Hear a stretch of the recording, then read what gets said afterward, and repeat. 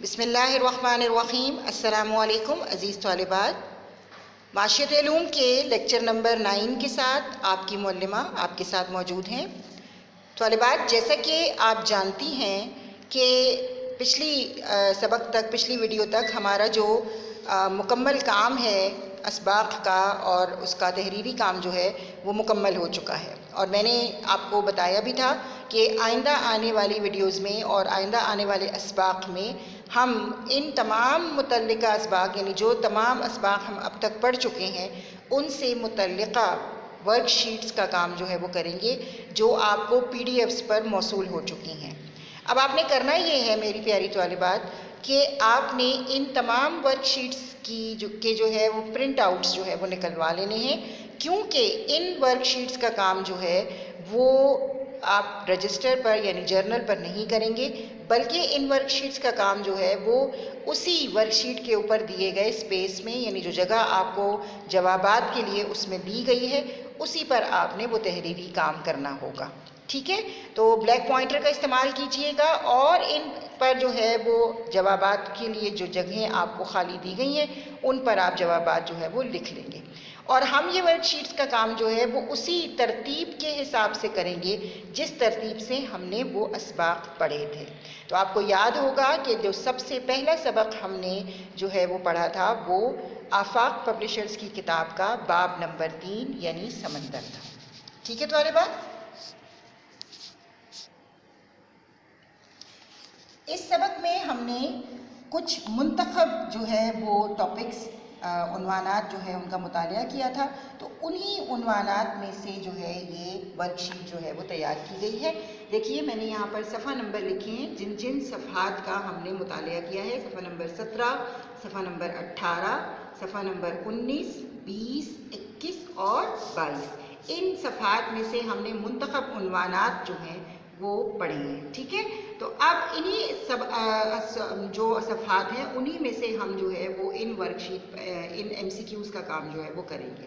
ٹھیک ہے، اب سوالات کی نوعیت دیکھ لیجئے گا کہ ان سوالات ان ورک شیٹس میں جتنی بھی ورک شیٹس آپ کو ملی ہیں ان میں سوالات کی نوعیت تقریباً ایک جیسی ہے، ہاں ترتیب میں تھوڑا سا فرق ہو سکتا ہے، آگے پیچھے ہو سکتی ہیں، لیکن اس میں آپ کے پاس صحیح غلط کا جواب کا آئے گا، اس میں آپ کے پاس خالی جگہ پر کا کام ہوگا، اس میں آپ کے پاس میچ دا کالم کا کام ہوگا، اس میں آپ کے پاس MCQs کا کام ہوگا، اور مختصر سوالات کا کام جو ہے وہ اس میں ہوگا۔ ٹھیک ہے، تو آئیے بسم اللہ کرتے ہیں اور اپنی ان ورک شیٹس کا کام جو ہے وہ شروع کرتے ہیں۔ سوال نمبر 1 ہے آپ کا آزمائشی سوالات، یعنی اس میں آپ کو درست جواب کے آگے صحیح اور غلط جواب کے آگے غلط یعنی غین لکھنا ہے۔ تو آئیے شروع کرتے ہیں۔ اس میں سب سے پہلا ہے آپ کے پاس قطبین پر پانی برف کی صورت میں ہے۔ قطبین پر پانی برف کی صورت میں ہے۔ آپ کو یاد ہوگا طالبات، میں نے آپ کو بتایا تھا کہ کرۂ ارض کا انتہائی شمال کا حصہ قطب شمالی کہلاتا ہے اور انتہائی جنوب کا حصہ قطب جنوبی کہلاتا ہے۔ اس مناسبت سے ان کو قطبین کا نام دیا گیا ہے۔ ٹھیک ہے، تو قطبین یعنی چونکہ وہ انتہائی شمال اور انتہائی جنوب ہیں اس لیے یہ ٹھنڈے علاقے ہیں، تو یہ بات بالکل ٹھیک ہے کہ یہاں پر پانی جو ہے وہ برف کی صورت میں ہے۔ اس طرح آپ دیکھیے آپ کے پاس سامنے جو خالی جگہ دی گئی ہے اس پر آپ نے کیا لکھنا ہے، صاد یعنی صحیح لکھ لینا ہے۔ ٹھیک ہے میرا بیٹا، اس کے بعد نمبر 2 دیکھ لیتے ہیں۔ بحیرے ہر طرف سے پانی سے گھرے ہوتے ہیں۔ ہم نے پڑھا تھا کہ بحر جو ہیں ان میں چاروں طرف پانی ہوتا ہے، لیکن بحیرے جو ہیں وہ خشکی سے گھرے ہوتے ہیں، پانی سے گھرے نہیں ہوتے، اس لیے یہ بات غلط ہے، تو اس کے آگے آپ کیا لکھ دیں گی، غلط لکھ دیں گی۔ ٹھیک ہے میرا بیٹا، اس کے بعد نمبر 3 ہے تینوں سمندری حرکات پانی کی نیچے کی سطحوں پر واضح ہوتی ہیں۔ دیکھیے سمندری حرکات جو ہیں وہ ہمیشہ جو ہے وہ پانی کی اوپر کی سطح پر، یعنی لہر جو ہے وہ پانی کے اوپر ہوگی، اسی طرح جو ہے وہ بحری رو جو ہے وہ بھی پانی کے اوپر ہوگی، مد و جزر جو ہے وہ بھی پانی کے اوپر واضح ہوگا، تو اس لیے یہ بات کیا ہے، یہ غلط ہے۔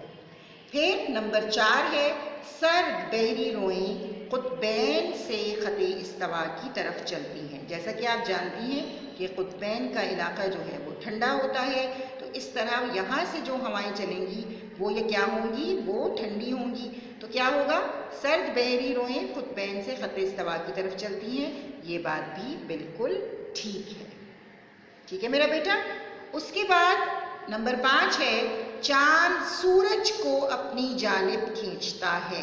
کشش ثقل یعنی فورس آف گریوٹی کی وجہ سے تمام جو اجرام فلکی ہیں وہ ایک دوسرے کو اپنی جانب کھینچتے ہیں، تو اس میں چاند جو ہے وہ سورج کو اپنی طرف نہیں کھینچتا، بلکہ چاند جو ہے وہ زمین کو اپنی جانب کھینچتا ہے۔ ٹھیک ہے؟ تو یہ بات بھی غلط ہے۔ اس طرح ہمارا جو پہلا سوال ہے وہ مکمل ہو گیا۔ ٹھیک ہے؟ پہلے کا جواب جو ہے وہ صحیح ہے، دوسرے کا غلط، تیسرے کا غلط، چوتھا جو ہے اس کا صحیح اور پانچویں کا غلط۔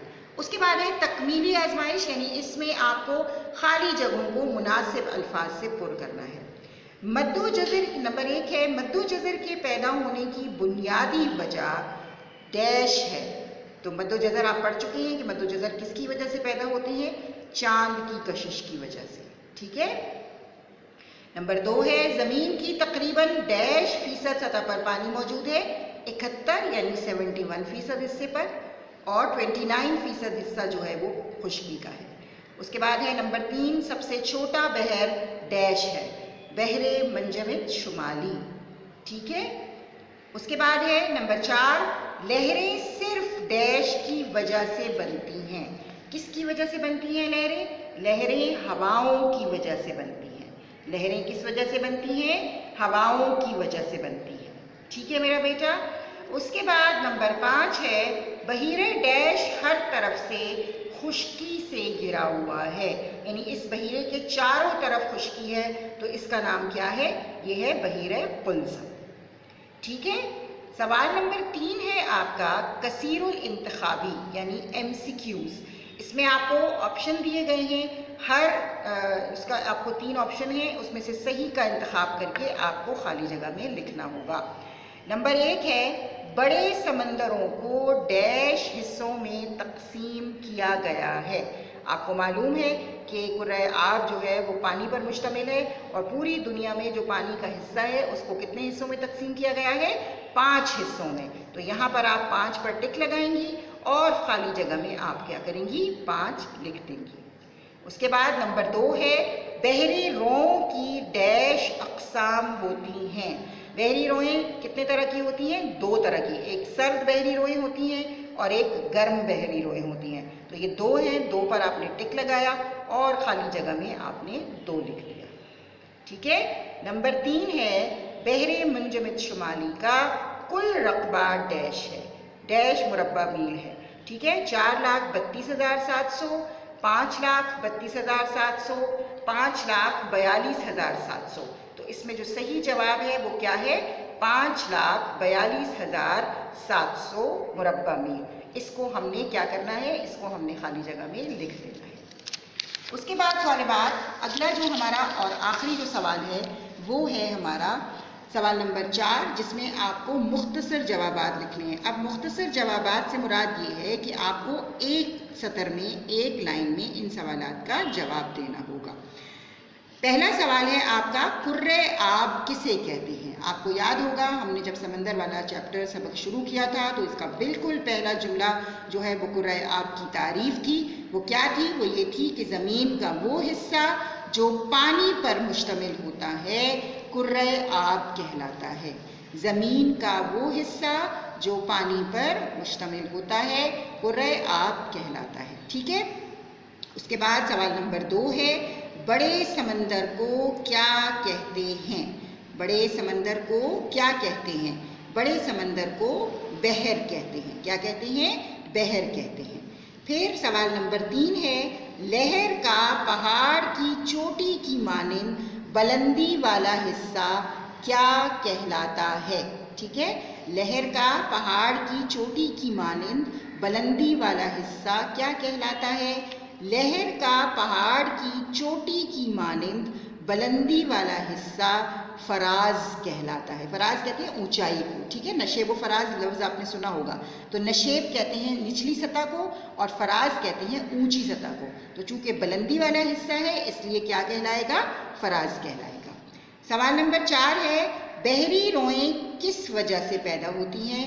بحری روئیں دائمی ہواؤں اور زمین کی محوری گردش کی وجہ سے پیدا ہوتی ہیں.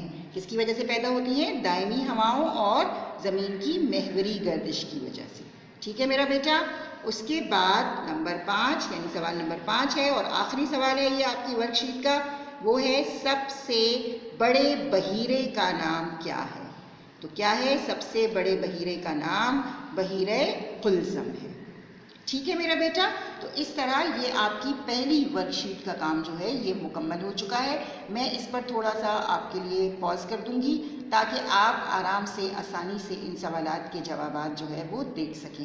ویسے آپ کو اپنی کتاب کے صفحات میں بھی ان سوالات کے جوابات مل سکتے ہیں. اگر آپ کو یہاں سے سمجھ میں نہ آئے تو آپ اپنی کتاب میں سے بھی ان کو دیکھ سکتے ہیں. ٹھیک ہے میرا بیٹا. یہ دیکھ لیجئے, یہ پہلا سوال ہے آپ کا صحیح غلط والا. اس کے بعد دوسرا سوال ہے آپ کا خالی جگہ پر, جس میں آپ کو خالی جگہ میں مناسب الفاظ پر کرنے تھے. اس کے بعد سوال نمبر 3 ہے آپ کا, جس میں آپ کے پاس کثیر الانتخابی سوالات ہیں جن میں آپ کو آپشنز دیے گئے ہیں. اور اس کے بعد آپ کا سوال نمبر 4 ہے جس میں آپ کو مختصر سوالات کے جوابات دینے ہیں. ٹھیک ہے طالبات. اس طرح آپ کا یہ کام مکمل ہوا.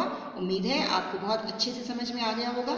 انشاءاللہ اگلی کلاس میں ہم جو ہے وہ اگلے سبق کی ورک شیٹ کا کام جو ہے وہ کریں گے. تب تک کے لیے اپنی معلمہ کو اجازت دیجیے. فی امان اللہ.